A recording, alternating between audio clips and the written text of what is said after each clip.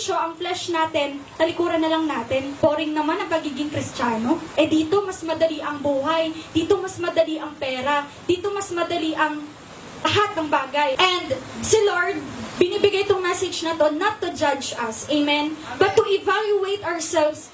Ano bang nangyayari sa akin? Ako ba ay led by the truth o led ako ng aking emosyon? We need to check ourselves po. Amen? Sabi dito, Samson was driven by what he felt, not by what God commanded. Amen? Si Samson po, nakafocus po siya sa kung ano yung naramdaman niya. Gusto ko to eh. Gusto ko tong babae na to eh. And hindi na siya nakafocus sa kailangan ko palang i-deliver ang land of Israel sa kamay ng mga Palestino. His emotions overruled his wisdom. Amen? Tandaan niyo po, si Samson po ay kilala bilang isang malakas na nilalang. And malakas po siya. Matalino siya.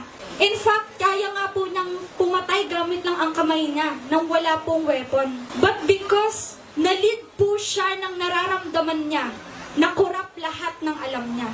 Nakurap pati po yung kalakasan niya. Amen? So, feelings are real. Tama? Tama naman yun. Tama po yung nararamdaman natin. Tama na, nasasaktan tayo.